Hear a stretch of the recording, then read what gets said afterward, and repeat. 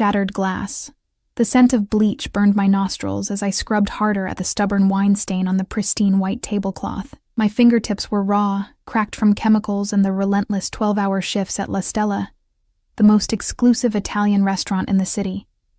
A place where a single meal cost more than my weekly paycheck, where people like me were meant to be invisible. Maya. Table 7 needs resetting.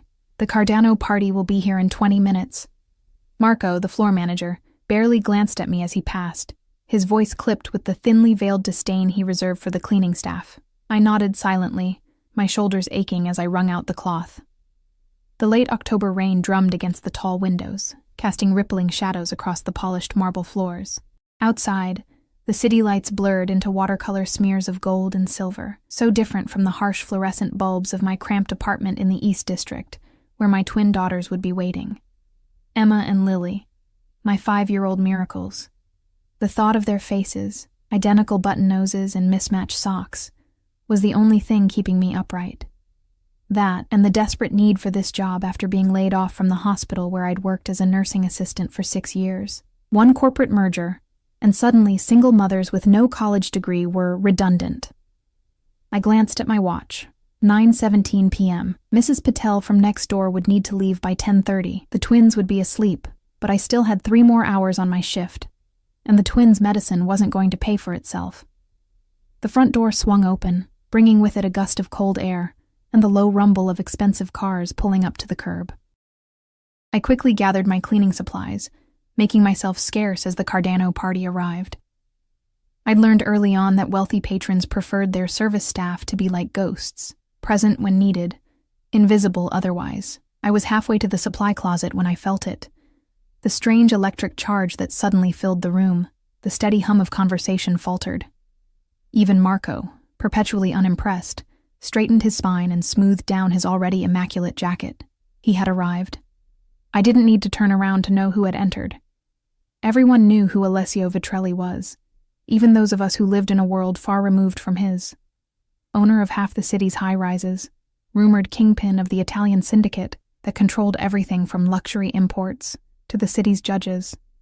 I'd seen his face in newspapers, always in the society pages, never the crime section, though whispers of his true business followed him like shadows. Curiosity got the better of me. I risked a glance over my shoulder, just a quick peek. My breath caught in my throat. The photographs hadn't done him justice. Tall and broad-shouldered in a charcoal suit that probably cost more than my yearly rent, Alessio Vitrelli commanded the space with a presence that seemed to bend the very air around him. His dark hair was swept back from a face that could have been carved from marble, all sharp angles and cold perfection. But it was his eyes that held me frozen, storm gray and penetrating, as if he could see through walls, through flesh, through lies. He wasn't alone. 2 men flanked him like sentinels, their stances casual but their eyes constantly scanning the room.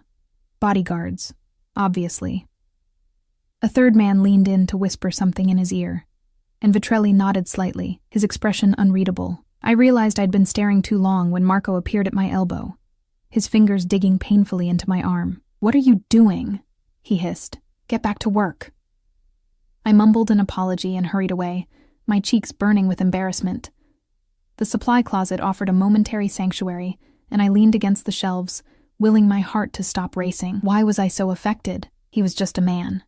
A dangerous, powerful man, who could probably buy and sell my entire apartment building without blinking, but still just a man.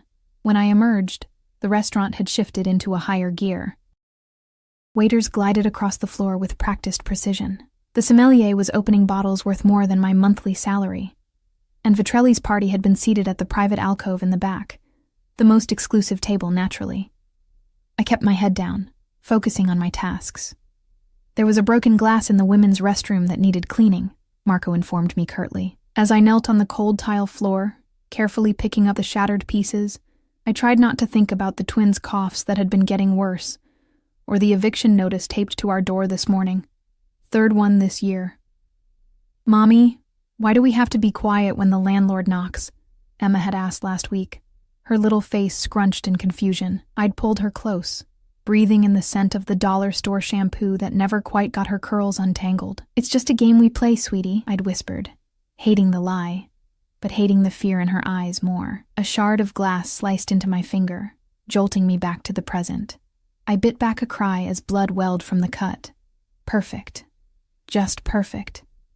I wrapped my finger in a paper towel and finished cleaning up the glass, then slipped out to find a bandage from the first aid kit in the kitchen. The head chef glared as I rummaged through the supplies, but I'd grown accustomed to being treated like an inconvenience. The rest of the night blurred into a montage of spills and stains and aching feet.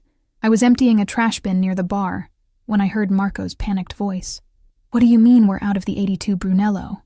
Mr. Vitrelli specifically requested it."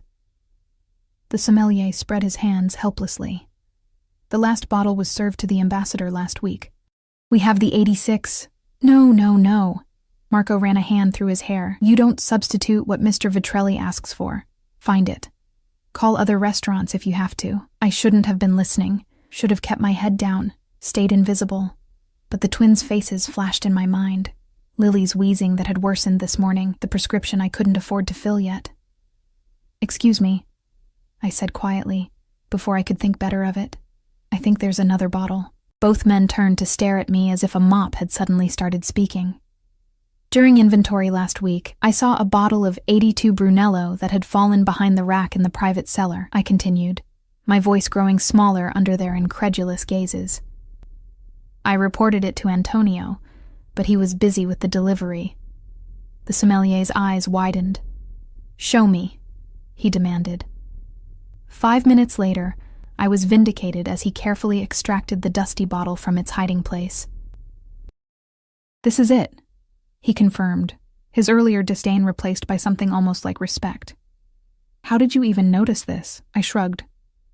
"I notice things. It's part of cleaning thoroughly. What I didn't say was that I'd spent 6 years in a hospital paying attention to details, because sometimes those details meant life or death." Marco snatched the bottle. "Get back to work," he ordered, but there was less bite in his tone than usual. I retreated to the main floor, resuming my invisible rounds. The restaurant had emptied somewhat, but Vitrelli's party remained, their low conversation occasionally punctuated by laughter. I kept my distance, focusing on the far side of the dining room. It was nearly midnight when disaster struck. I was clearing empty glasses from a recently vacated table when a drunken patron stood up abruptly, bumping into me. The tray tilted, and a half-full champagne flute tipped over the edge, splashing its contents directly onto the plush cream carpet. "Watch it," the man snapped, as if I had been the one to collide with him. "I'm so sorry, sir," I murmured, already dropping to my knees to blot the stain before it set. Marco materialized beside me, all cutting smiles for the patron and venomous glares for me. "Please forgive our clumsy staff," he simpered. Then, under his breath to me, "Clean it properly. If that stain sets, it's coming out of your pay." My stomach clenched. I couldn't afford another deduction. Not with Lily's medication and the rent already overdue. I hurried to get the specialized cleaning solution, then returned to scrub at the stubborn stain. The carpet was expensive, designed to repel liquids, but champagne was tricky, all that sugar. I worked methodically, aware of Marco watching me like a hawk from across the room. So focused was I on the task that I didn't notice the presence behind me until a shadow fell across the carpet. A pair of immaculately polished Italian leather shoes appeared at the edge of my vision. My gaze traveled upward, past the perfectly tailored trousers, the jacket that hung with the ease only true craftsmanship could achieve, to find myself looking directly into the storm-gray eyes of Alessio Vitrelli.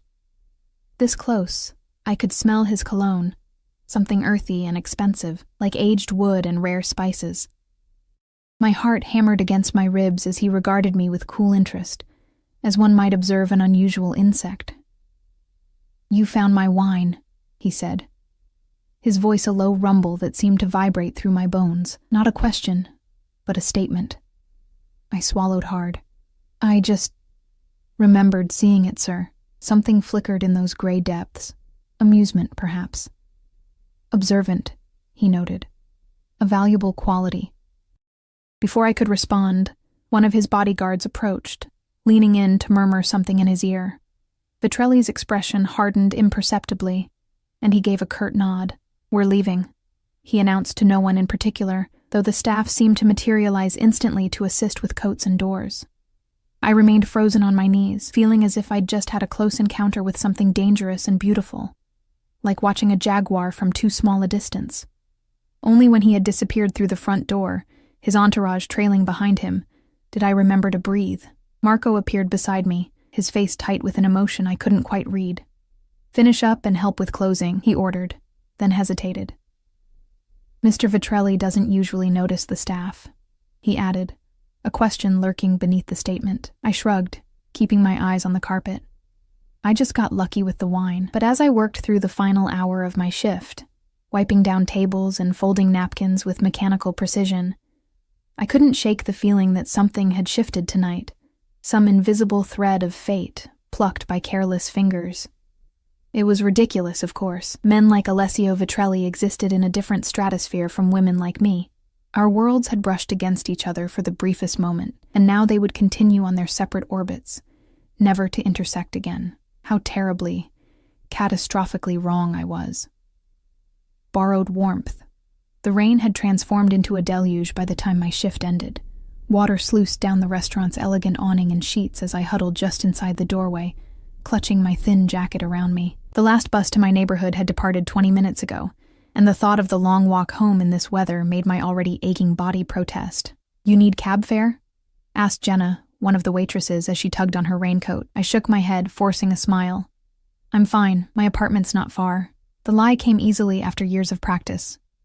Pride was sometimes the only thing I owned that nobody could take from me. "Suit yourself." She shrugged, dashing out into the rain toward a waiting rideshare. I took a deep breath and stepped out from under the shelter of the awning. The cold water immediately penetrated my jacket, plastering my hair to my face and sending shivers down my spine. Head down, I began the long trek home, mentally calculating how many hours of sleep I could get before needing to wake the twins for their breakfast. 3 blocks from the restaurant, my phone buzzed. Mrs. Patel. "Maya? The little one's cough is worse," she said without preamble, her voice tight with concern. "She's having trouble breathing. I was going to call an ambulance, but I know how you feel about the expense." My heart dropped like a stone. "I'm on my way," I said, already breaking into a run, heedless of the rain soaking me to the skin. Lily had been born with asthma, her lungs just a little weaker than her sister's. Usually, her inhaler was enough to manage it, but the change in seasons always made it worse, and the prescription for her stronger medication was sitting unfilled at the pharmacy, because I'd had to choose between that and rent this month. I was so focused on getting home that I didn't notice the sleek black car gliding alongside me until it honked softly. I jumped, instinctively stepping away from the curb as the rear window rolled down. "You'll catch pneumonia," said a now familiar voice, deep and commanding. Alessio Vitrelli sat in the back seat, regarding me with those penetrating gray eyes. Up close, I could see flecks of silver in them, like metal shavings caught in storm clouds. "I'm fine," I said automatically, wrapping my arms tighter around myself as another violent shiver ran through me. His eyebrow arched slightly. "Clearly." The word dripped with sarcasm. "Get in." It wasn't a request, but my daughter was wheezing, possibly needing emergency care, and I didn't have time for whatever this was. "I appreciate the offer, but I need to get home to my daughters. One of them is sick." My voice cracked on the last word, betraying my panic. Something shifted in his expression, a barely perceptible softening. "Address?" he asked simply. I hesitated. Every instinct warned against telling this dangerous man where my children slept, but Lily's face floated before me, her lips tinged blue during her last bad attack, and practicality overrode caution. I rattled off my address in the East District, bracing for the flicker of disdain that usually crossed people's faces when they realized I lived in the city's poorest neighborhood. Instead, Vitrelli merely nodded and pushed the door open wider. "That's on our way. Get in." The interior of the car was warm and smelled of leather and that same woody cologne. A privacy screen separated us from the driver. The other bodyguard, the one who'd whispered in Vitrelli's ear at the restaurant, sat in the front passenger seat, his broad shoulders visible through the tinted partition. I perched on the edge of the seat, hyper-aware of the water dripping from my clothes, onto what was undoubtedly handcrafted Italian leather. "Thank you," I murmured, keeping my eyes fixed on my trembling hands. "You're the wine girl," he said after a moment of silence, his voice contemplative. Despite everything, I almost smiled. "Is that my new title?" The corner of his mouth twitched. "You have a name, I assume." "Maya Reeves." He nodded, as if filing this information away. "Your daughter, what's wrong with her?" "Asthma. She's 5. I didn't know why I was telling him this. Perhaps it was the strange intimacy of the car, cocooned against the storm outside. Or perhaps it was simply that no one had asked me a direct question about my children in longer than I could remember. "Twins, you said, identical?" I blinked in surprise. "Yes. How did you—" "You mentioned daughters, plural, but referenced only one age." He shrugged, as if this deduction was obvious. "The sick one. What treatment does she need?" I twisted my hands in my lap. "Her inhaler isn't working well enough. She needs the stronger prescription, but I haven't been able to—" I trailed off, unwilling to admit my financial situation to this man who probably spent more on a single meal than I earned in a month, but he seemed to understand anyway. His jaw tightened almost imperceptibly. He pressed a button on his armrest. "Antonio, stop at the 24-hour pharmacy on 7th. The car changed direction smoothly. I stared at him, confused. "What are you doing?" "Solving a problem." His tone made it clear he wasn't accustomed to explaining himself. 20 minutes later, we pulled up outside my apartment building, a crumbling 5-story walk-up with graffiti-covered walls and a security door that hadn't locked properly since I moved in 3 years ago.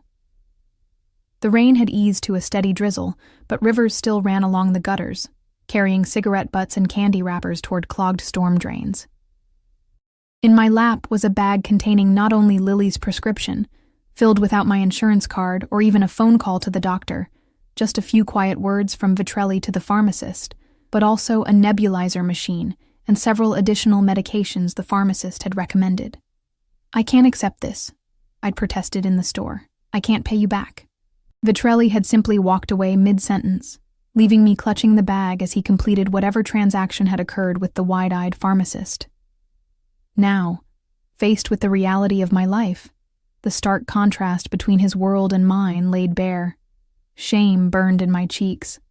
"Thank you for the ride, and for this." I clutched the pharmacy bag like a lifeline. I should go check on Lily. I reached for the door handle, but his voice stopped me. "Your building has no security." It wasn't a question. I sighed. "The landlord keeps promising to fix the door." His expression darkened. "And your apartment?" "3rd floor." "Look, I really appreciate everything, but I need to— I'm coming up." Again, not a request. Panic fluttered in my chest. "That's really not necessary. It wasn't an offer, Maya." My name in his mouth sounded different somehow, weighted with an authority that brooked no argument. Before I could protest further, he was out of the car, holding the door open for me. Rain beaded on his expensive wool coat, but he seemed indifferent to it. The bodyguard from the front seat materialized beside him, scanning the street with practiced efficiency. "Domenico stays with the car," Vitrelli explained, nodding toward the driver. "Stefano comes with us." I wanted to argue, to tell this presumptuous man that he couldn't just insert himself into my life, but Lily's wheezing cough echoed in my memory, and I swallowed my pride. If nothing else, Stefano looked strong enough to carry her to the car if we needed to go to the hospital. The stairwell smelled of damp concrete and someone's overcooked cabbage. A flickering fluorescent light cast sickly shadows as we climbed, making me acutely aware of every piece of peeling paint, every cracked tile. I'd long since stopped noticing these things, but seeing my daily environment through a stranger's eyes, especially one accustomed to luxury, made my throat tight with humiliation. Mrs. Patel's door opened before we reached the 3rd floor. She poked her head out, her silver-streaked hair in a hasty bun, concern etched on her kind face. "Maya, thank goodness. She's been asking for you." Her eyes widened as she registered my companions. "Oh. It's okay, Mrs. Patel. This is—" I faltered, unsure how to introduce Alessio Vitrelli. My boss? My benefactor? The Mafia kingpin who bought my daughter's medicine? "A friend," he supplied smoothly. his voice warmer than I'd heard it before. He extended his hand to my neighbor, Alessio. "Thank you for looking after Maya's daughters." Mrs. Patel blushed like a schoolgirl as she shook his hand. Of course. Such sweet girls. I've moved them to your apartment, Maya." Lily seemed more comfortable in her own bed. I thanked her profusely, promising to bring her famous coconut cookies from the bakery near the restaurant, then hurried the remaining few steps to my door. The lock stuck, as it always did, requiring a specific jiggle and lift maneuver that I performed automatically. My apartment was small, one bedroom that I shared with the twins, a bathroom with temperamental plumbing, and a combined living room or kitchen area that I'd done my best to make cheerful with secondhand furniture and bright throw pillows. What it lacked in space and modern amenities, it made up for in cleanliness. I might not have much, but what I had was well cared for. The twins' artwork covered the refrigerator. A bookshelf overflowed with library books and yard sale finds. A collection of pine cones and pretty rocks, treasures from our Sunday walks in the park, lined the windowsill. It wasn't much, but it was ours. "Mommy?" A small voice called from the bedroom. "I'm here, baby," I answered, rushing toward the sound, pharmacy bag clutched tightly. The twins were curled together on the queen bed we all shared, two dark heads on the same pillow. Despite being identical, I could always tell them apart instantly. Emma sat up when I entered, her eyes wide with worry. Beside her, Lily's chest rose and fell with labored breaths, each inhalation a visible struggle. She kept saying her chest was tight, Emma reported solemnly, taking her role as the healthy twin very seriously. I sat on the edge of the bed, brushing damp hair from Lily's forehead. Her skin was clammy, and there was a faint bluish tinge around her lips that sent fear stabbing through me. "Mommy's here now," I murmured, already unpacking the nebulizer with shaking hands. "We're going to make you feel better." I was so focused on assembling the machine that I barely registered Vitrelli's presence until he knelt beside me, taking the nebulizer parts from my trembling fingers. "Let me," he said quietly, his large hands moving with surprising dexterity as he connected tubes and poured medication. I stared at him, bewildered by the incongruity of this powerful, dangerous man, assembling a child's breathing machine on my threadbare carpet. "My nephew has asthma," he explained, not looking up.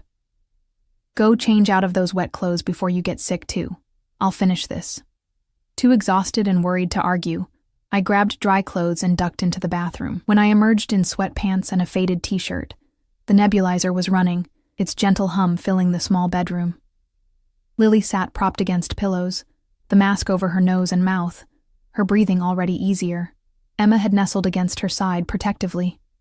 Even more surprisingly, Vitrelli sat on the edge of the bed, his suit jacket and tie removed, shirt sleeves rolled up to his elbows, revealing corded forearms dusted with dark hair. He was showing the girls something on his phone, a game or video that had even Lily smiling behind her mask. Emma looked up as I entered. "Mommy, Mr. Al says we can have pizza tomorrow. Real pizza from a restaurant, not frozen." "Does he now?" I raised an eyebrow at Vitrelli, who met my gaze unapologetically. "I also said only if Mommy agrees," he amended, the corner of his mouth lifting in what might have been the beginning of a smile. I should have been alarmed by how quickly he'd ingratiated himself with my children. I should have been wary of his motives, suspicious of his generosity. But in that moment, seeing Lily's breathing ease and the worry fade from Emma's small face, I could only feel grateful. "We'll see," I hedged, sitting on Lily's other side and taking her small hand in mine. "How are you feeling, Sweet Pea?" She gave me a thumbs up, her eyes already drooping as the medication took effect, and the adrenaline of fear receded. "The medication will make her sleepy," Vitrelli said softly. "She should keep the mask on for at least 10 minutes. I nodded, gently stroking Lily's hair as her breathing deepened. Emma, never one to be left out, crawled into my lap, her small body warm against mine. "You're all wet, Mommy," she complained, poking at my still damp hair. "It's raining," I explained, dropping a kiss on top of her head. "You should have taken an umbrella," she said with the absolute certainty of a 5-year-old. Vitrelli made a sound that might have been a chuckle. "Smart girl," Emma beamed at the praise, then yawned widely, her own eyelids growing heavy. It was well past midnight, hours after their usual bedtime. "Shall I take the mask when she's done?" Vitrelli asked, his voice low. "You look like you need rest too." I nodded gratefully, suddenly aware of the bone-deep exhaustion weighing me down. The adrenaline that had carried me through the evening was dissipating rapidly, leaving me hollow and drained. The last thing I remembered was leaning back against the headboard, Emma's warm weight against my chest, Lily's hand in mine, and Vitrelli's steady presence keeping watch over us all. I woke to sunlight streaming through the curtains I'd forgotten to close. For a moment, I was disoriented. I never slept past dawn, always up before the twins to prepare for the day. Then the events of the night before came rushing back. The rain, the car, Lily's wheezing, Vitrelli. I sat up abruptly. The twins weren't in bed beside me. Panic jolted through me as I scrambled to my feet, nearly tripping in my haste. "Emma? Lily?" I called, rushing into the living room. The scene that greeted me stopped me in my tracks. My daughters sat at the small kitchen table, giggling as they ate what appeared to be freshly delivered breakfast. Not cereal from a box, but proper croissants and fruit arranged on plates I didn't recognize. And there, leaning against the counter with a mug of coffee in his hand, was Alessio Vitrelli. He'd changed clothes, now wearing a fresh navy shirt and black trousers that still screamed money and power, but were more casual than last night's suit. His dark hair was slightly damp, as if he'd recently showered. "Good morning," he said, his deep voice rumbling through the small space. "Coffee?" I stared at him, speechless. Stefano, the bodyguard, sat by the door, his large frame making my second-hand armchair look like dollhouse furniture. He nodded respectfully in my direction. "Mommy," Emma exclaimed. "Look, we got fancy breakfast, and Mr. Al stayed all night to make sure Lily could breathe. She's much better," Vitrelli added, moving to pour coffee into a second mug. "I took the liberty of calling Marco. You won't be expected at work today." I accepted the coffee automatically, still trying to process what was happening. You, stayed all night?" He shrugged, as if spending the night in a cramped apartment in the city's worst neighborhood was something he did regularly. "You and the twins were exhausted. Someone needed to monitor Lily's breathing." "Where did you sleep?" I asked, then immediately regretted the question. It was none of my business, and the knowing look he gave me made heat rise to my cheeks. "The couch is surprisingly comfortable," he replied, amusement evident in his tone. I looked over at the twins, who were happily demolishing their breakfast, apparently completely at ease with the situation. Lily's color was good, her breathing normal. Whatever he'd done, it had worked. "Thank you," I said quietly, meaning it despite my confusion. "For Lily's medicine, for staying, for—" I gestured vaguely at the breakfast. Something flickered in his eyes. Satisfaction, perhaps. "The girls told me about their father," he said, his voice pitched low so the twins couldn't hear. I tensed. "Did they?" "They said he took their college fund and disappeared." His expression hardened, a glimpse of the dangerous man beneath the surprisingly gentle caretaker. "Is that true?" I sighed, taking a sip of the coffee. Rich and smooth, nothing like the instant grounds I usually drank. Jason wasn't prepared for fatherhood. When the twins were 2, he cleaned out our savings account, money I'd been putting aside since before they were born, a little each month, said he needed to find himself. Last I heard, he was in Vegas. "What was his full name?" Vitrelli asked, his tone casual but his eyes intent. I laughed softly. "Are you planning to hunt him down for child support?" He didn't smile. Perhaps. Something in his expression sent a shiver down my spine, a reminder that beneath the man who had assembled a nebulizer with practiced hands and kept watch over my daughter all night was someone accustomed to power, to control, to getting exactly what he wanted by any means necessary. "It doesn't matter," I said quickly. "We're managing." His gaze swept around the apartment, taking in the water stain on the ceiling, the threadbare carpet, the secondhand furniture. "Are you?" Before I could formulate a response, Emma piped up from the table. "Mommy, can Mr. Al stay for dinner too? He said maybe." But we have to ask you." I looked at Vitrelli, who was watching me with those storm-gray eyes, waiting for my answer.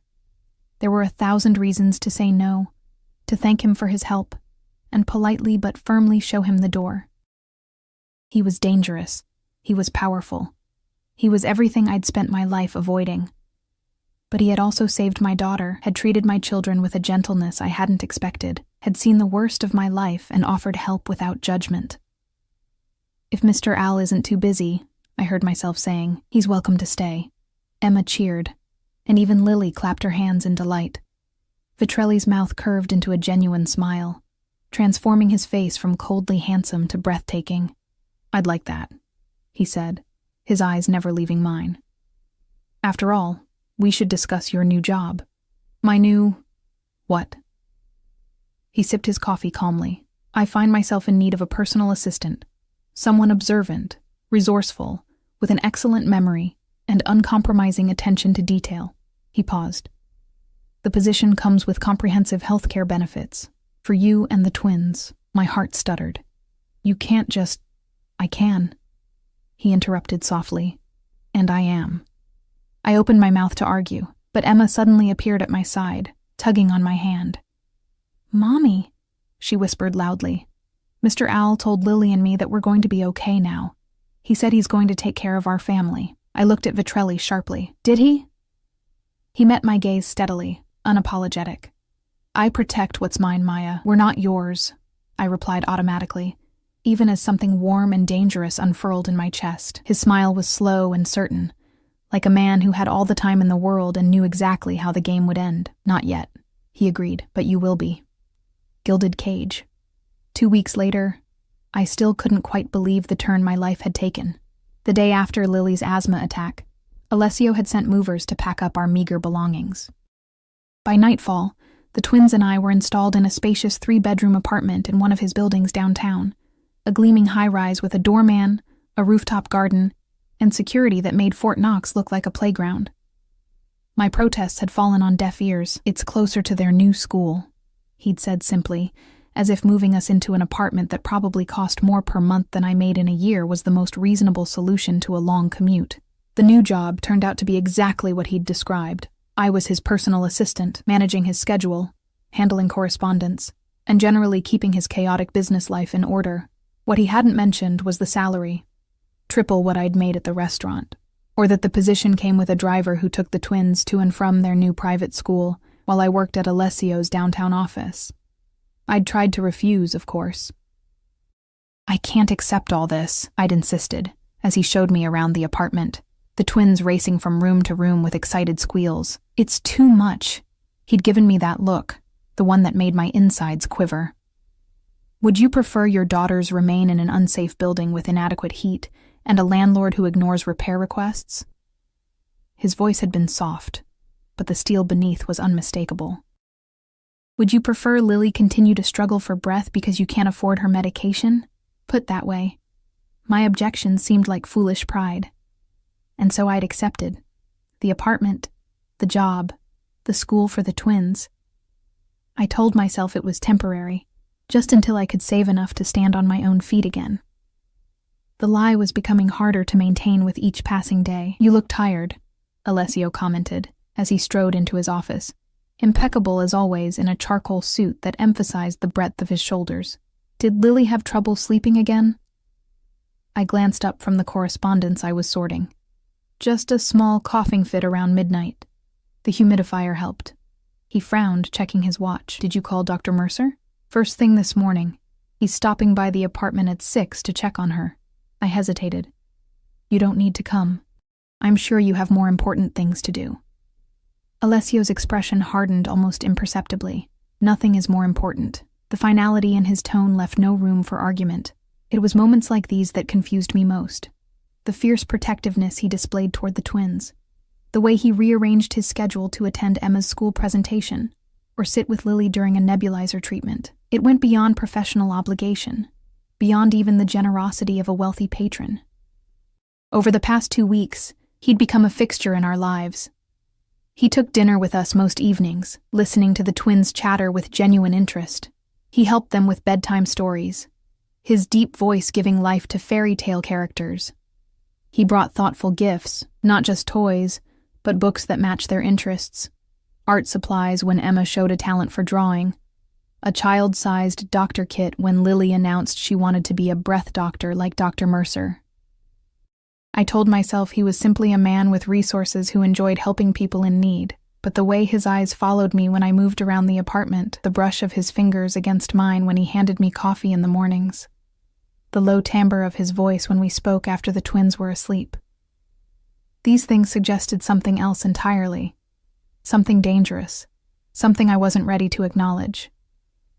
"The Anderson contract needs your signature," I said, changing the subject as I placed a folder before him.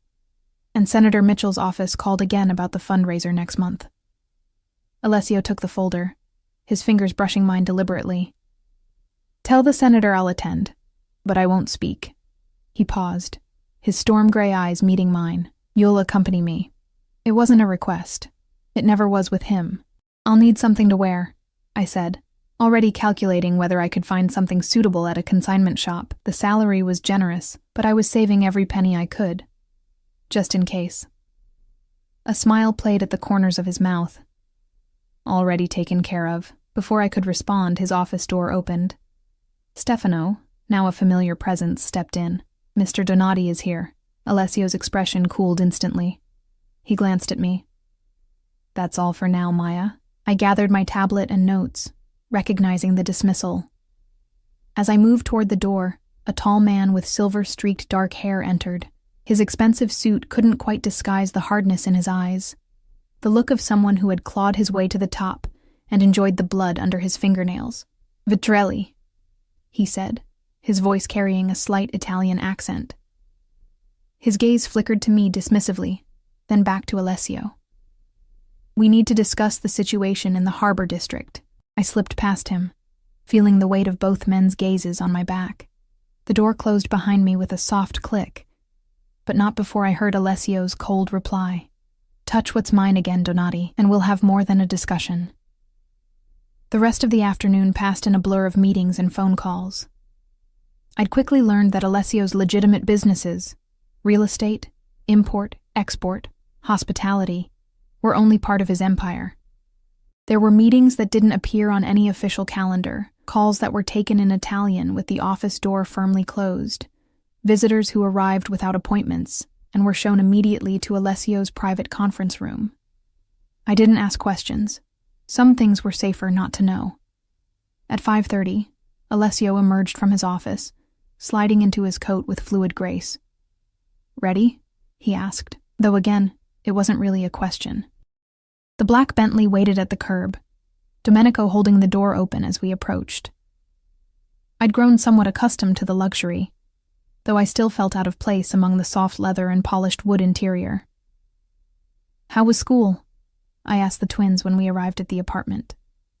They'd been home for an hour already, supervised by Maria, the housekeeper who came with the apartment like it was the most natural thing in the world to have someone clean up after you. "I got a gold star for my math," Emma announced, proudly showing me a worksheet covered in neat numbers. "I made a friend," Lily added, her voice still slightly raspy but stronger than it had been in months. "Her name is Zoe, and she has light-up shoes." I smiled, hanging up my coat. "That's wonderful, sweetie. Can we get light-up shoes too?" Emma asked, looking from me to Alessio with calculated innocence. Before I could explain about budgets and priorities, Alessio nodded. "Of course. We'll go shopping this weekend." I shot him a look that he pretended not to notice as he loosened his tie and knelt to examine Emma's math homework more closely. This was our routine now, this strange domestic tableau that felt both foreign and increasingly natural. By the time Dr. Mercer arrived to check on Lily, we had settled into the comfortable rhythm of a family evening. Homework at the kitchen island, dinner preparations, the twins' cheerful chatter filling the space. "Her lungs sound much better," Dr. Mercer pronounced after examining Lily. He was a distinguished older man with kind eyes, who, I suspected, didn't make house calls for just anyone. "The new medication is working well. And how are you feeling, Miss Emma?" "I'm perfect," Emma declared, twirling to demonstrate her robust health. Dr. Mercer chuckled, packing his stethoscope away. Indeed you are. He turned to me. Continue with the current regimen. I'd like to see Lily again in 2 weeks, but call sooner if anything changes. Thank you for coming, doctor, I said, walking him to the door. He glanced toward the kitchen, where Alessio was helping the twins set the table. Mr. Vitrelli is very involved with your daughters, he observed neutrally.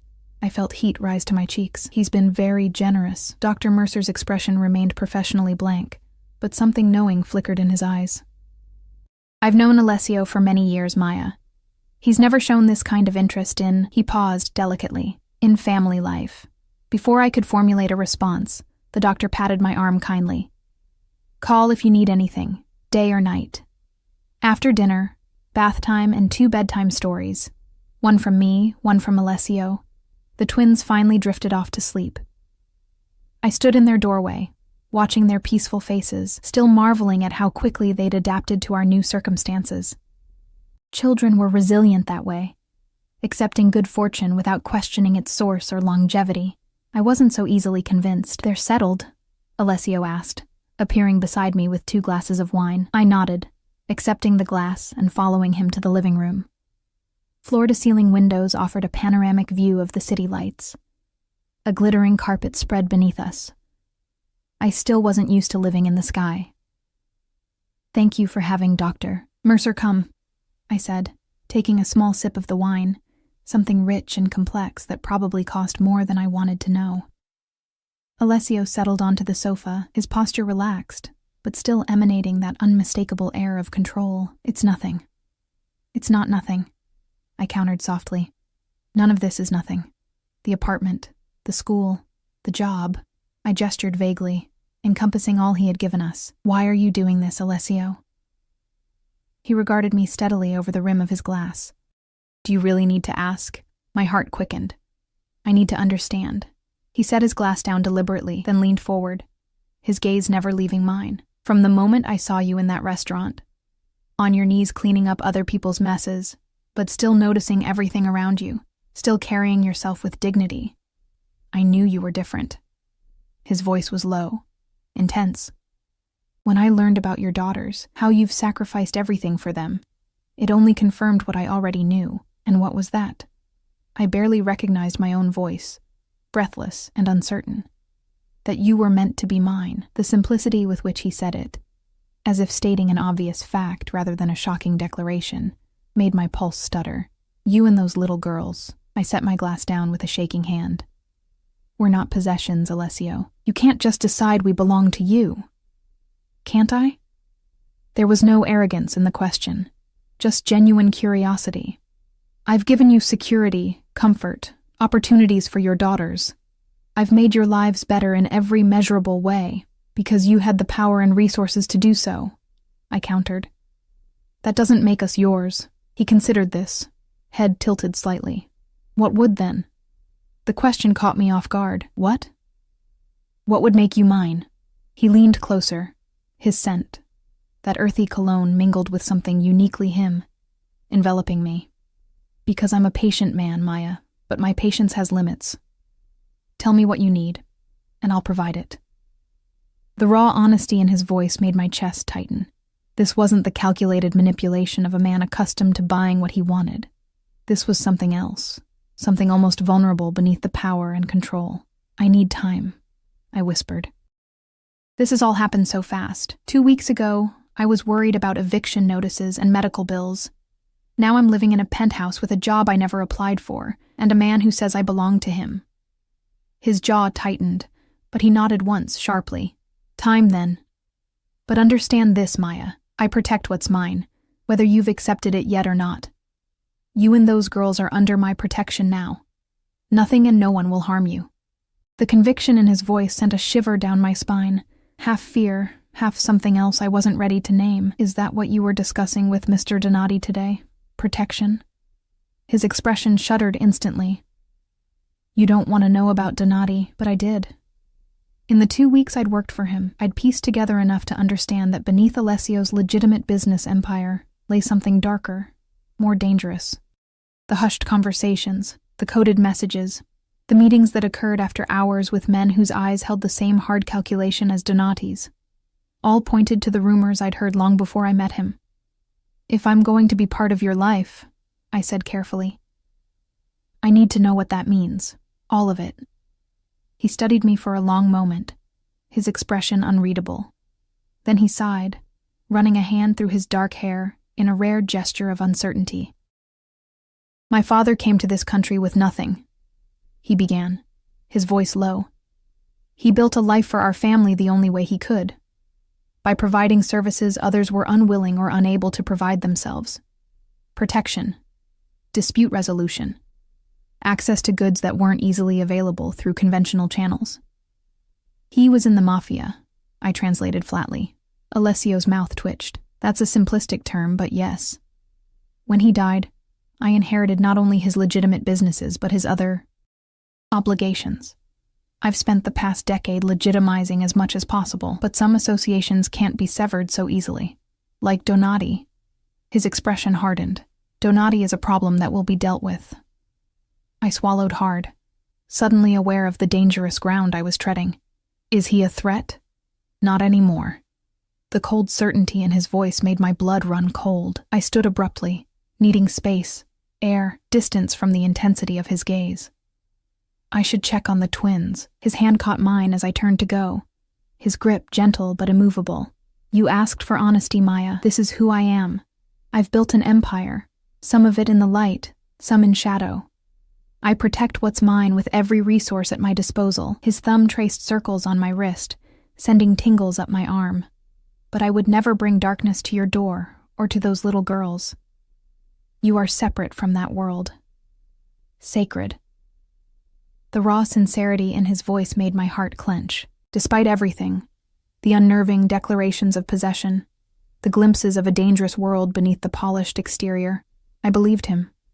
In the 2 weeks I'd known him, he'd shown nothing but gentleness toward me and the twins. Whatever violence and power lay in his hands, he'd use them only to shield us, never to threaten. "I believe you," I said softly. Something flickered in his eyes, relief, perhaps, or triumph. He tugged gently on my hand, drawing me back down beside him, closer than before. "Then trust me when I say you have nothing to fear," he murmured, his free hand coming up to brush a strand of hair from my face. "Not from me. Not from anyone." His touch lingered, fingers trailing along my jawline with exquisite gentleness. My breath caught as his gaze dropped to my lips, the intent in his storm-gray eyes unmistakable. "Alessio," I whispered, unsure if I was warning him away or inviting him closer. "Tell me to stop," he said, his voice a low rumble that I felt more than heard. I should have. This man had upended my life, had declared ownership of me and my children with casual certainty, had admitted to connections with a criminal underworld I could scarcely comprehend. Everything about him screamed danger. But in that moment, with his warmth so close and his eyes dark with desire, I couldn't form the words. His lips met mine with surprising gentleness, a question rather than a demand. I answered without thinking, my hands finding their way to his shoulders, feeling the solid strength beneath expensive fabric. He tasted of wine and something darker, more addictive. His hands remained respectful, one at my waist, the other cradling my face as if I were something precious, breakable. When we finally parted, both breathing harder, he rested his forehead against mine. "You see," he murmured. "Already mine." Reality crashed back like a cold wave. I pulled away, shaken by how easily I'd fallen under his spell. "That doesn't mean what you think it means." Instead of anger, his expression held only patient certainty. "It means exactly what I think. You're fighting it because you're afraid. Not of me, but of depending on someone after being alone for so long." His hand found mine again, fingers intertwining. "But you're not alone anymore, Maya. And you never will be again." The promise in his words terrified and tempted me in equal measure. Before I could respond, my phone buzzed with a text message. I glanced at it automatically, then froze. The number was unfamiliar, but the message sent ice through my veins. "Does Vitrelli know the truth about the twins' father? Would be a shame if he found out, wouldn't it? Maybe we should talk. J. Jason." It had to be. But how had he found me? And what did he mean about the truth? "What is it?" Alessio asked, instantly alert to my distress. I forced a smile, turning off the screen. "Nothing important. Just a reminder about a school form for the twins." He studied me for a moment, clearly not believing me, but didn't press. "It's getting late. You should rest." I nodded, grateful for the reprieve. "Good night, Alessio." He caught my hand as I stood, bringing it to his lips in a gesture that shouldn't have felt so intimate. Sweet dreams, Maya. That night, I lay awake long after the apartment had gone quiet, staring at the message on my phone. Jason had been out of our lives for 3 years. Why resurface now? And how had he even known about Alessio? The sick feeling in my stomach intensified as I considered the implications. If Jason was back, if he started making demands or threats, everything I'd built for the twins could come crashing down. Worse, if Alessio discovered the secret I'd kept hidden for 5 years, his protection might vanish as quickly as it had appeared. Because the truth was, Jason wasn't just some boyfriend who'd stolen our savings and disappeared. He was the twins' father on paper only. The real father was a man I'd met just once. A wealthy businessman passing through town who'd bought me a drink, then another, then invited me back to his hotel. I'd been young, naive, desperate for one night of feeling special instead of invisible. I never told him about the pregnancy, never tried to find him. The twins were mine, and mine alone. But now, with Jason's threatening message burning a hole in my phone and Alessio's possessive declaration echoing in my ears, I wondered how long I could keep my secrets buried, and what would happen when they inevitably came to light. As if summoned by my thoughts, a soft knock sounded at my bedroom door. I hastily wiped away tears I hadn't realized I'd shed and called, "Come in." The door opened to reveal Alessio, still fully dressed despite the late hour. His expression was troubled, his usual composure fractured by something that looked almost like uncertainty. "You're crying," he observed, moving to sit on the edge of my bed without invitation. "Tell me why." It wasn't a request. With him, it never was. "Just overwhelmed," I said, the half-truth sticking in my throat. His eyes, silver in the dim light from the hallway, studied me with unsettling intensity. "There's more." I looked away, unable to meet his gaze. "Alessio, please. It's late and I'm tired." His hand caught my chin, gently but firmly turning my face back to his. "No more secrets between us, Maya. Not now, not after tonight. One kiss, and he thought he had the right to all my truths. The presumption would have angered me if not for the genuine concern in his eyes. "Some secrets are mine to keep," I whispered. His jaw tightened. "Not from me. Not anymore." We stared at each other in the half-darkness, locked in a silent battle of wills.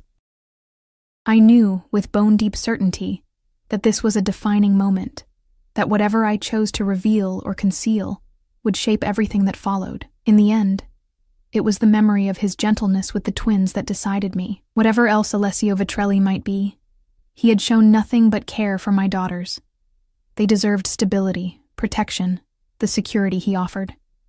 And if that meant risking his rejection of me, it was a price I had to pay.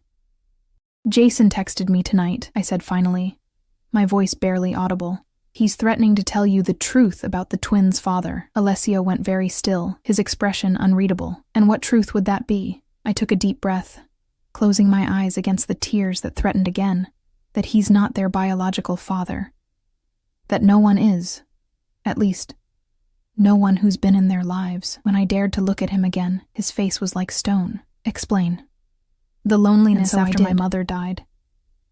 The night in the hotel bar, the handsome stranger whose name I barely remembered, whose face had blurred in my memory, until all that remained was the kindness in his eyes when he'd kissed me goodbye in the morning.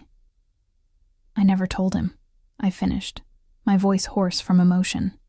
"When I found out I was pregnant, I was alone. Then I met Jason, and he seemed so excited about the babies. He signed the birth certificates, promised we'd be a family. I wanted to believe him. Throughout my confession, Alessio remained motionless, his expression revealing nothing of his thoughts. When I finally fell silent, the weight of his judgment seemed to press on my chest until I could barely breathe. "So Jason is leveraging this information. he said at last, his voice controlled, dangerously soft, threatening to tell me the twins aren't his biological children, as if that would change how I feel about them. A muscle ticked in his jaw, as if I wouldn't still consider them mine. My head snapped up, hope fluttering weakly in my chest. You're not angry? At you? For what? For being alone and vulnerable? For wanting to give your daughters a father? He shook his head, his expression softening. No, Maya, I'm not angry at you, but at Jason. A cold smile curved his lips. Jason has made a grave miscalculation. One he'll regret. A chill ran down my spine. Alessio, don't what? Don't protect what's mine? Don't eliminate a threat to my family? His voice was deadly calm. I told you who I am, Maya. I don't make empty threats, and I don't tolerate those who threaten what belongs to me. The twins and I don't belong to you, I protested weakly, though the words sounded hollow even to my own ears. His smile widened, showing teeth. Lie to yourself if you must, but don't lie to me.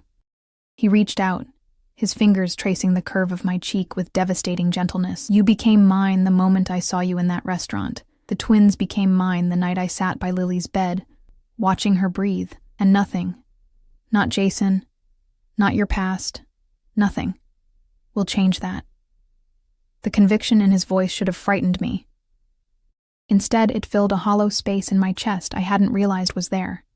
A space carved by years of struggling alone, of having no one to depend on but myself. What are you going to do? I asked, not sure I wanted the answer. Don't concern yourself with Jason, he said, his tone making it clear the subject was closed. He won't trouble you again. He stood, towering over me in the darkness. Try to sleep. Tomorrow is Saturday. We promised the girls light-up shoes, remember? The casual shift from veiled threats to domestic plans left me reeling. Before I could respond, he bent down and pressed a kiss to my forehead, his lips lingering against my skin. Sleep well, Maya, he murmured. You're safe now, all of you. As he moved to the door, I found my voice. Alessio? He paused, looking back. Thank you, I said softly. For still wanting you? He finished, his voice a low rumble in the darkness. Never doubt that, Maya. Never. After he left, I lay awake, staring at the ceiling. I should have been terrified by his casual references to eliminating Jason, by his unwavering certainty that we belonged to him.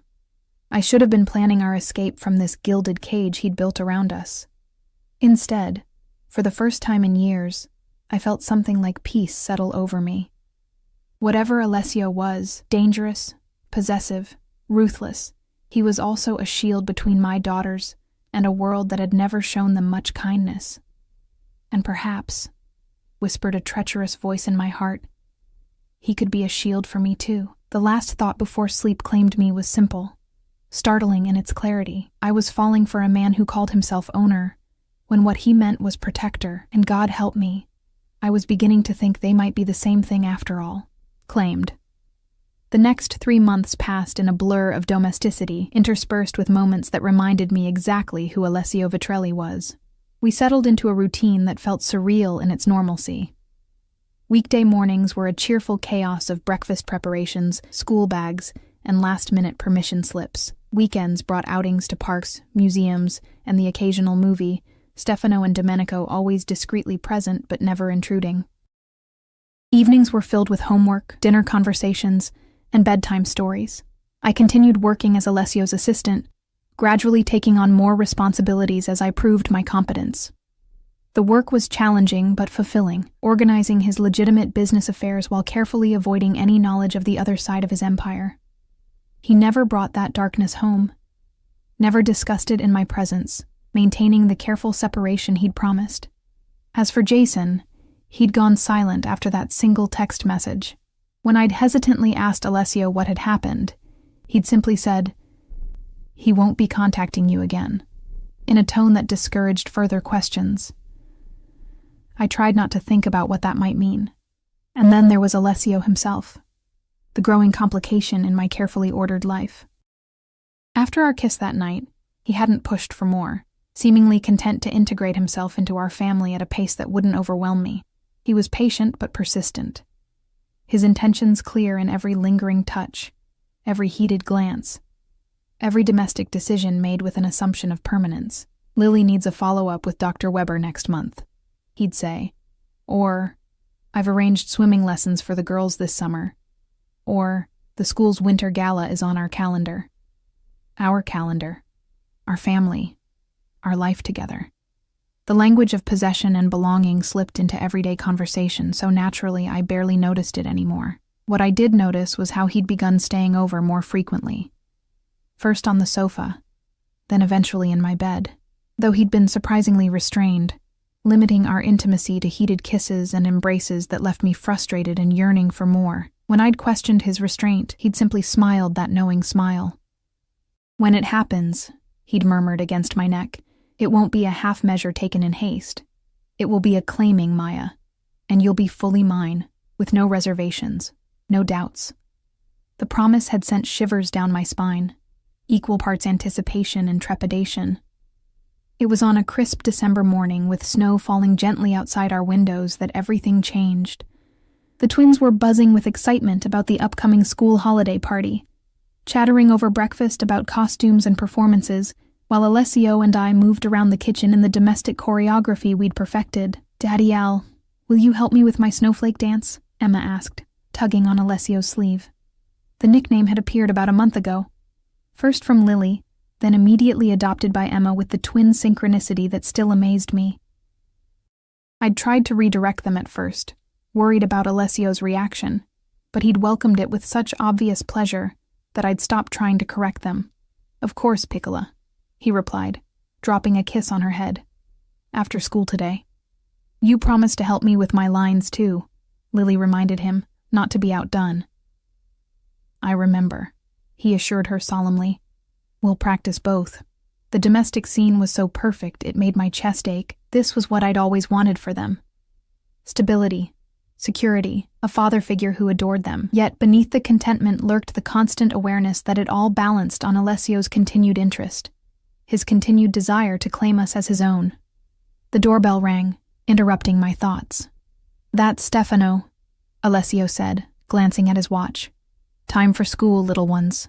The usual morning flurry followed. Jackets, scarves, forgotten homework, final kisses. When the door closed behind them, the apartment felt suddenly larger, quieter. Alessio turned to me, his expression shifting from doting father to something more intense. "We need to talk," he said, reaching into his pocket and withdrawing a small velvet box. My heart stuttered to a halt, then resumed at double speed. "Alessio." He placed the box on the kitchen island between us, making no move to open it. "3 months ago, I told you that you and the twins were mine. I've given you time to accept that truth, to see that I can be what you all need." I stared at the velvet box, unable to tear my gaze away. "Is that what I think it is? Look at me, Maya." I forced my eyes up to his. The intensity in his storm-gray gaze nearly knocked the breath from my lungs. "I want to make it official," he continued. "I want the twins to be legally mine. Adoption papers are being drawn up, and I want you to be my wife." Despite suspecting what was coming, the blunt declaration still caught me off guard. "You don't do anything halfway, do you?" A slight smile curved his lips. "Never." I gestured at the box. "Aren't you going to ask properly? Get down on one knee?" His eyebrow arched. "I don't beg, Maya, even for things I want desperately." His voice softened. "But I will ask. Will you marry me? Will you allow me to adopt Emma and Lily? To give them my name, my protection, everything I have to offer?" The question hung between us, weighted with significance beyond an ordinary proposal. This wasn't just about love or companionship, though I couldn't deny those feelings had grown steadily over our months together. This was about accepting all of him. The tender father who braided the twins' hair, the powerful businessman who commanded respect, and the dangerous man who made problems disappear. "If I say yes," I began carefully, "I need promises from you." His expression remained impassive, but I'd learned to read the minute changes, the slight tightening around his eyes that indicated wariness. "What promises?" "The twins must always be shielded from your other business. Completely." He inclined his head. That was never in question. I won't be involved in anything illegal. I won't turn a blind eye if you ever put them at risk through your connections. Their safety is my highest priority, he said, his voice hardening. I would die before allowing harm to come to them. Or to you. I took a deep breath. And I need to know what happened to Jason. This time his expression did change. A flash of something cold and deadly in his eyes before he controlled it. Why? Because I need to know what kind of man I'm agreeing to marry, I said steadily. What kind of father my daughters will have. Alessio was silent for a long moment, studying me with unsettling intensity. Finally, he sighed, running a hand through his dark hair. Jason is alive, if that's your concern, he said flatly. He's currently employed on an oil rig in the North Sea, a job that pays exceptionally well and will keep him occupied for the foreseeable future. He signed away any claim to the twins in exchange for the position, and a significant sum deposited in an offshore account. Relief washed through me. I'd feared much worse. You didn't kill him? Alessio's mouth twisted. He's not worth the complication. Besides, dead men sometimes leave messy questions. Living men who understand the consequences of crossing me are much more useful. The cold practicality in his voice reminded me of exactly who he was. Not just the man who read bedtime stories and attended school functions, but someone who calculated the strategic value of life and death with dispassionate precision. And if I say no? I asked quietly. To the proposal? To the adoption? What then? Something flashed in his eyes. Pain. Quickly masked. Then we continue as we are. I'm a patient man, Maya. The twins already think of me as their father. You're already in my bed, even if we haven't yet consummated what we both want. His voice dropped lower. I'm willing to wait for you to accept what's already true, that you're mine in every way that matters. The certainty in his voice should have angered me, but instead, it sent a thrill of something dangerous and heady through my veins. Over the past months, I'd come to understand that Alessio's possessiveness wasn't about control for its own sake. It was about protection, about cherishing what he considered precious. And somehow, against all odds, my daughters and I had become precious to one of the most dangerous men in the city. Open the box, he said softly. With trembling fingers, I lifted the velvet lid. Nestled inside was a ring that took my breath away.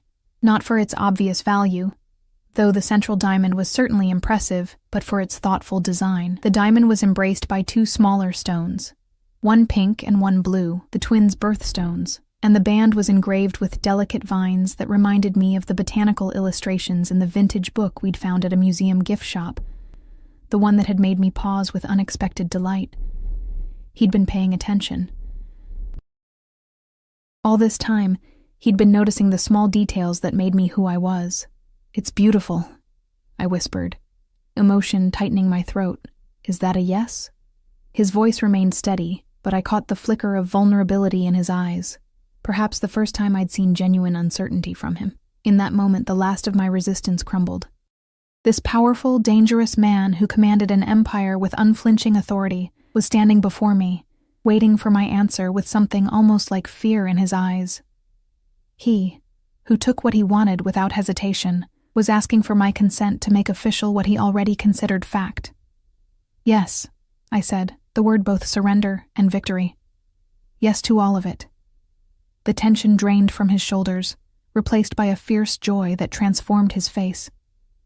He took the ring from the box and slid it onto my finger with deliberate slowness, his eyes never leaving mine. Mine, he said softly. The word a caress and a claim. This time, I didn't argue. Yours. His kiss was different from the others we'd shared. Deeper, hungrier. The restraint of the past months finally breaking.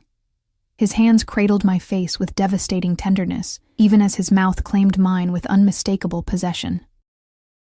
I melted into him, my body recognizing what my mind had been slow to accept, that I'd been his since that rainy night when he'd appeared in a black car like some dark guardian angel. When we finally broke apart, both breathing hard, he rested his forehead against mine. Tonight, he promised, his voice rough with desire. After the twins are asleep, no more waiting. The shiver that ran through me had nothing to do with fear and everything to do with anticipation. "Tonight?" I agreed. The day passed in a haze of ordinary tasks infused with extraordinary meaning. I accompanied Alessio to his office, fielded calls, organized his schedule, all while the weight of the ring on my finger reminded me of what awaited us. If his business associates noticed the new addition to my hand, they were too well trained to comment on it, though Stefano allowed himself a small smile when he caught sight of it. We picked the twins up from school together, their delighted squeals when they spotted us both waiting at the gate drawing indulgent smiles from other parents. They chatted excitedly all the way home, their holiday performance anxiety momentarily forgotten in the thrill of having both of us there. It was over dinner, homemade pasta that Alessio had insisted on preparing himself, a skill inherited from his Sicilian grandmother, that we shared our news. "Emma, Lily," Alessio began, his voice unusually gentle. "Your mother and I have something important to ask you." The twins looked up from their plates, curiosity bright in their identical dark eyes. "How would you feel if I officially became your daddy?" he asked. "If I adopted you and you had my last name?" Their reaction was immediate and enthusiastic. Emma launched herself from her chair to throw her arms around his neck, while Lily's eyes widened with delight. "Really?" Lily asked, looking to me for confirmation. "Forever and ever?" I nodded, my throat tight with emotion. "Forever and ever. And," Alessio continued, once Emma had settled back in her seat, "your mother has agreed to marry me. We're going to be a real family." "We're already a real family," Emma declared with 5-year-old certainty, "but now everyone else will know it too." Out of the mouths of babes. She was right, of course. Somewhere along the way, without official papers or ceremonies, we had become a family. The legal formalities would only confirm what was already true in our hearts. The rest of the evening passed in a blur of excitement as the twins peppered us with questions about the wedding, about their new last name, about whether we could get a puppy now that we were officially a family. Alessio's indulgent "we'll see" made me suspect a dog was in our near future. By the time we tucked them into bed, they were exhausted from the emotional day, drifting off to sleep almost immediately. I stood in their doorway, watching their peaceful faces, overwhelmed by how much had changed in just a few months. "Having second thoughts?" Alessio asked quietly, coming up behind me, his arms encircling my waist. I leaned back against his solid warmth. "No. Just marveling at how we got here. 6 months ago, I was cleaning tables and worrying about eviction notices. Now I'm engaged to one of the most powerful men in the city, and my daughters are going to have your name." His lips found the sensitive spot below my ear. "Our daughters," he corrected. "They've been ours since the night I sat by Lily's bed, watching her breathe." The memory of that night, his unexpected gentleness, the careful way he'd assembled the nebulizer, how naturally he'd interacted with the twins, had been the first crack in my defenses. I turned in his arms, looping my hands behind his neck. "Our daughters," I agreed. "But you have to help me keep them from becoming completely spoiled. No more impulsive shopping sprees or surprise ponies." He grinned, unrepentant. "I make no promises, but I will consult you first. That's all I ask." His expression grew serious, his hands tightening on my waist. "Are you ready for tonight, Maya? For what it means?" The heat in his eyes made my pulse quicken. "Yes." "Once we do this, there's no going back," he warned softly. "You'll be mine completely, body, heart, future. I don't share what belongs to me and I don't let it go." The possessiveness in his voice should have alarmed me, but instead, it sent a thrill of anticipation down my spine. Over these months, I'd come to understand that Alessio's need to possess wasn't about control for its own sake. It was about protection, about cherishing what he valued above all else. "I understand," I whispered. His smile was slow and predatory. "Do you?" Before I could respond, he swept me into his arms with startling ease, carrying me toward the master bedroom. I wrapped my arms around his neck, breathless with anticipation and a strange sense of inevitability, as if every moment since that rainy night had been leading us here, to this claiming. The bedroom door closed behind us with a soft click, and Alessio set me gently on my feet. His eyes never left mine as he began unbuttoning his shirt with deliberate slowness. "Last chance to change your mind," he said, his voice rough with desire. In answer, I reached for the hem of my own sweater, pulling it over my head in one fluid motion. His eyes darkened as they took in the simple lace of my bra, his control visibly fraying. "No going back," I agreed softly, reaching for him. What followed was everything he'd promised, a claiming in the truest sense, his hands and mouth learning every inch of me with possessive thoroughness, his whispered Italian endearments and commands leaving me breathless. There was tenderness in his touch, but also an unmistakable ownership that should have frightened me, but instead drove me higher, until pleasure crested in waves that left me gasping his name. Afterward, as we lay tangled in sheets, my head on his chest and his fingers tracing patterns on my bare shoulder, he spoke the words I'd been waiting to hear. "I love you," he said simply. "You and the twins. You're everything I never knew I needed." I lifted my head to look at him, finding unexpected vulnerability in his storm-gray eyes. "I love you too," I whispered, the truth of it settling into my bones. "Even though you're bossy and overprotective and impossibly stubborn." He laughed, the sound rumbling through his chest against my ear. "You wouldn't want me any other way." "No," I agreed, smiling. "I wouldn't." We fell into comfortable silence, the gentle rhythm of his heartbeat lulling me toward sleep. Just as I was drifting off, a small sound from the doorway caught my attention. Emma stood there in her favorite unicorn pajamas, her dark hair tousled from sleep, her eyes wide. "Emma?" I sat up quickly, clutching the sheet to my chest. "What's wrong, sweetie?" "Lily had a bad dream," she reported solemnly. "She's crying." Before I could move, Alessio was already out of bed, pulling on his discarded pants with efficient movements. "I'll check on her," he said, dropping a kiss on my forehead. "You rest."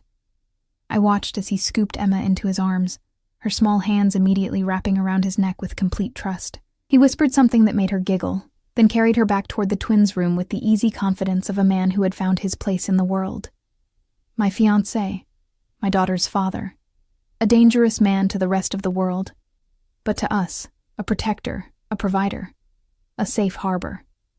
I settled back against the pillows, fingering the engagement ring that sparkled in the soft light from the bedside lamp. The path that had led us here was unconventional, to say the least. From a chance meeting in a restaurant to a rainy night rescue. From a mafia boss's unexpected kindness to a family forged in the most unlikely circumstances. 6 months ago, I'd been a single mother struggling to keep my daughters fed and housed, invisible to the world of power and privilege that Alessio inhabited. Now I was about to become his wife. The twins were about to become his legal daughters, and the future stretched before us, complex perhaps, given who he was, but secure in ways I'd never dared to hope for. I heard his voice in the other room, deep and soothing as he comforted Lily, followed by the twins' soft laughter. The sound wrapped around my heart like a warm embrace. Whatever complications came with loving a man like Alessio Vitrelli, this made it all worthwhile. The family we'd become, the love that had grown between us, the certainty that my daughters would never again want for anything, least of all a father's devotion. When he returned to our bedroom sometime later, his expression was soft with an emotion I was still getting used to seeing on his usually guarded face. "Everything okay?" I asked as he slid back into bed beside me. He nodded, gathering me against his chest. "Lily had a dream that we moved away and left her behind. I promised her that would never happen. That we're a family now, and families stay together. Always the protector," I murmured, pressing a kiss to his shoulder. "Always," he agreed, his arms tightening around me. "For as long as you and the girls are mine." As I drifted toward sleep in the safety of his embrace, I realized that what had once seemed like a possessive claim had transformed into the most precious promise. In Alessio's world, to belong to him meant to be cherished, protected, prioritized above all else. His insistence that we were his wasn't about ownership in the way I'd initially feared. It was about commitment, about a man who had found something worth fighting for, worth changing for, worth building a future around. And somehow, Against all odds, that something was us. The last thought before sleep claimed me was how strange life could be, that I would find completion in the arms of a man who had once terrified me, that my daughters would find a father in the most unexpected place, that what had begun as a desperate night in the rain would end in a love so fierce it redefined everything I thought I knew about belonging. Mine, Alessio whispered against my hair, already half asleep himself. My family. This time, I didn't correct him, because he was right. We were his, just as completely as he was ours, and in that mutual claiming, we had found something precious and rare, a love strong enough to build a future on, a family forged not by blood but by choice, and a home where we all, finally, truly belonged.